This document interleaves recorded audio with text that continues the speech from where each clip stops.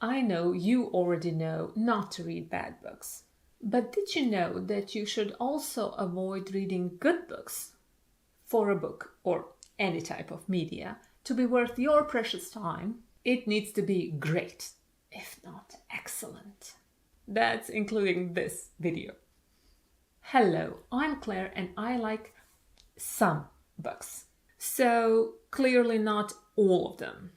The ones I love, I adore. And I strive to read more of those. The mantra, life's too short to read good books, helps me with that. How? The short answer is because life's too short. The slightly longer answer is that all of us, including you and me, are limited by the time we have to read and not the available quality of the books.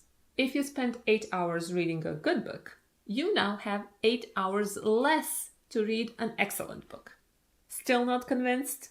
Let me guide you through the reasoning why you should never, ever, ever read a good book. And at the end, mention the exceptions for when this rule does not apply. For the purposes of this video, we do not have to agree on what a great book is, just that they exist. Every time I state that a book is bad, good, great, or excellent, I don't mean by some fanciful objective criteria. I mean to you.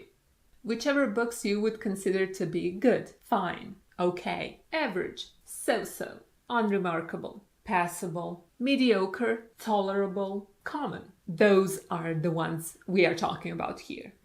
My personal favorite way to describe this frankly skippable books is I got something out of it. I will now back my thesis with some math. But don't worry, it's easy math only. I'm going to do all of the mathing and there will be no test at the end. To avoid the complications of how long you may live and how many books have been published in the world in total, we'll look at just 1 year of your life. We need to know how many books you might read in that year, how many books will be published, and how many of them are good, great, and excellent. It's hard to know for sure how many unique books are being published each year for reasons, so we won't be dealing with hard numbers here. Only educated guesstimates. And even though the guesstimates vary a lot, they all count the new releases to be in the millions. We'll then take the conservative estimate of 1 million books published per year. Does that sound like a lot? It is a lot. That's over 2,500 books a day. A day. Ain't nobody got time to read all of that. Sturgeon's law states that 90% of everything is crap. I think that's a great starting point for us. Around 90% of everything published is not worth reading. Here I will reiterate that your 90% and my 90% will necessarily have overlap, but will not cover the same books and media. That's actually great news for us because that means we can ignore 900,000 of all of those new books. Hooray! Only 100,000 remain. I say only, but let's face it, nobody is reading 100,000 books a year. So, which books should you prioritize out of those 100,000 non-bad books? Let's again take 90% as an approximate measuring stick to determine how many of those books are good. That will be 90,000 good books released each year. Out of the 10,000 that are left, we can again classify 90% of them to be great and the rest excellent. That leaves us with another 9,000 great books and 1,000 excellent ones. These numbers are mind-boggling to me. If you limit yourself to reading only the creme de la creme, only the 0.1% of what's published, you would still be left with a mountain of books that gets bigger by 1,000 copies per year. Now, with those numbers in mind, how many books a year do you read? 10, 100. Maybe you're really superhuman and you can read 1,000. That would still mean that you would barely get the chance of going through all of the new excellent books that are coming out. And what about us mere mortals? What should we do? I'd propose that the fewer books you read, the more brutal you have to be with the books you are not delighting in. That can take two forms, one before and one during reading.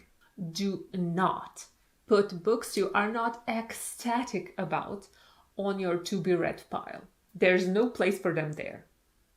If you've already started a book, but you're not sure if it's going to be good or great, first of all, you can do the Comet test. A link to the video explaining it should be somewhere.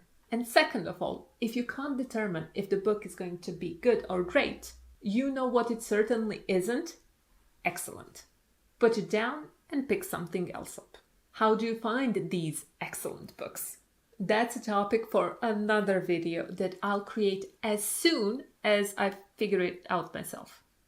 If you have any tips, bring them.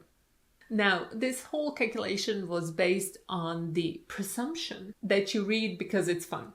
So, before you go and delete your whole wish list, here are the 7 reasons why you might actually, legitimately, want to read a mediocre or even bad book.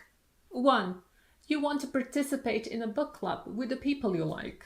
And it's hard to do that if you haven't read the whatever crap you're reading that month. 2nd, you got it as a present from a person you like, or you just promised them you would read it. I'm putting some of the books I've read with my kids into this category. 3, the book has some information that is relevant to your life and you can't find it easily elsewhere. This is the reason why I finished quite a few of non-fiction books. 4, the book does something different and therefore interesting with the plot, characters, formatting. Here my favorite excuse is to read weirdly formatted books, and also the one that infuriates me the most, when I push through till the end and the end is just disappointing. 5, to know how not to write or to boost your confidence in your own writing. I personally avoid doing this, but you do you. 6, your friend is the author and needs your help making the book better. What Ryan used to give me to read. 7, you are the author and you need to make the book better before unleashing it on your kind-hearted friends. This might be the exception I use the most, as I edit as I write. For example, by the time Ryan got to read Does Art Need to Have a Message?, I had rewritten the first chapter like 5 times. Take this whole video as a permission slip, if you need it, to remove those meh books from your TBR pile. Except, of course, for my books. Everybody should read those.